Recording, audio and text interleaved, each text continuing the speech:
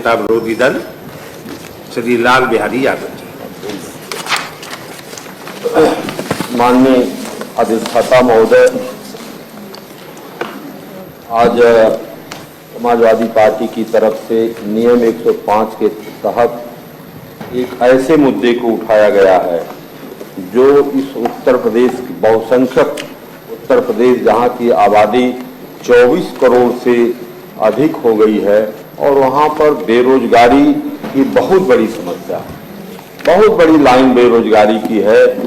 और इस बेरोजगारी की जो लाइन है इसको सरकार को धीरे धीरे खत्म करने की उपाय करनी चाहिए।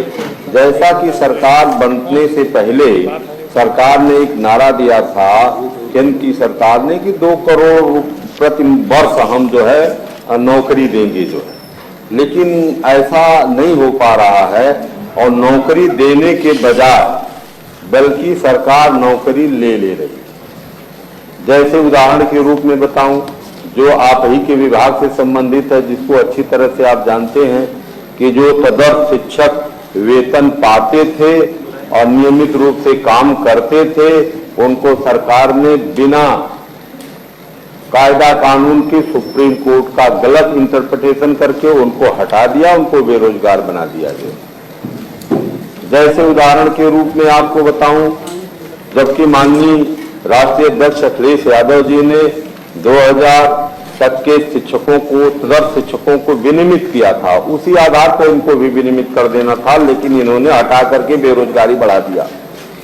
दूसरी तरफ आप भी उसकी तरफ अच्छी तरह से जानते हैं कि उत्तर प्रदेश में 2 लाख वित्तविहीन शिक्षकों को 2 अरब रुपया देकर के माननीय राष्ट्रीय अध्यक्ष श्री अखिलेश यादव जी ने 2 लाख लोगों को रोजगार मुहैया कराया, लेकिन उसको भी सरकार ने शासनादेश को खत्म करके वो 2 लाख लोगों को भी बेरोजगार बना दिया जो है। और इस समय जो ये डीएलएड है, डीएलएड की परीक्षा इसलिए नहीं सरकार करा रही है, ये सत्र जो है 2024 का शून्य होने जा रहा है महोदय। और जब इस सत्र शून्य हो जाएगा तो इसमें जो प्रशिक्षित लोग नौकरी में आते वो नहीं आ पाएंगे, जिसकी वजह से बेरोजगारी और बढ़ रही है जो है। इसकी तरफ मैं सरकार का ध्यान जो है आकृष्ट कराना चाहता हूं। और तीसरी बात आपको बताना चाहता हूं कि जो मदरसों में जो शिक्षक, आधुनिक शिक्षक काम करते थे, जिसको केंद्र की सरकार और प्रदेश की सरकार जो मानदेय देती थी 60% प्लस 40%, वह भी बंद करके उन शिक्षकों को भी बेरोजगार कर दिया। जो रोजगार पाए हुए थे उनको भी बेरोजगार कर दिया, जिसमें करीब 22 लाख कुछ शिक्षक जो है मैंने उसको कल आपको विधिवत जो है बताया था पीठ को जो है। इस तरह से जो 15 लाख इस प्रदेश में बीएड प्रशिक्षित युवा नौकरी करने के लिए जो है परेशान हैं, उनको कहीं नौकरी नहीं मिल पा रही है, क्योंकि जो माध्यमिक शिक्षा चयन बोर्ड आयोग था उसको और प्राथमिक उच्च शिक्षा सबको उन्होंने भंग करके एक, आप जानते हैं, वो एक आयोग बना दिया, उत्तर प्रदेश राज्य शिक्षा चयन आयोग। उसका गठन ही नहीं हो पाया है आज तक, न गठन हो पाया, न कोई नियुक्तियां हो पा रही हैं, जिससे बेरोजगारी की दर और बढ़ती चली जा रही है। और जहां इस प्रदेश में 20 लाख से अधिक बीटीसी प्रशिक्षित युवा जो है सड़कों पर घूम रहे हैं, 15 लाख जो है बीएड प्रशिक्षित युवा नौकरी के लिए सड़कों पर घूम रहे हैं। राजस्व विभाग में जो है 11,000 पद जो है खाली हैं, जिस पर आज तक नियुक्तियां सरकार द्वारा नहीं की जा रही है। बेसिक शिक्षा विभाग में 78,000 पद खाली है महोदय। अगर ये लोग आ जाते जो है प्रशिक्षण लेकर के, तो इनको जो है उस नौकरियों में जो है जाने का रास्ता खुल जाता जो है। इस तरह से माध्यमिक शिक्षा विभाग में आप जानते ही हैं कि इस संवर्ग में कुल 48,000 पद जो है इस समय खाली है। पूरे पदों का 35% खाली है। 35% खाली है, लेकिन उसको भी नहीं भरा जा रहा है। बेरोजगारों की संख्या इस समय करीब लगभग मेरे जहां तक सुनिश्चित जानकारी में है कि 38 लाख जो है हो गई है।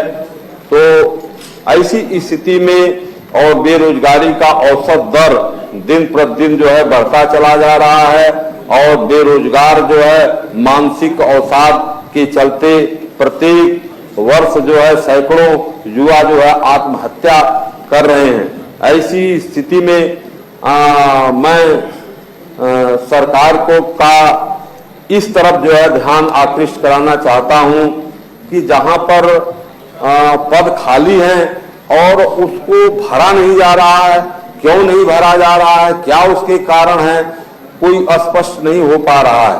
मान्यवर, एक चीज की जानकारी आप शिक्षा विभाग से संबंधित है, आपको एक और होगी जो है कि 2-2.5 साल पहले जूनियर हाई स्कूलों में नियुक्तियां हुई, विज्ञापन निकला, परीक्षा हुआ, परीक्षा फल निकला, 2 साल हो गया उनकी नियुक्तियां नहीं हो पाई।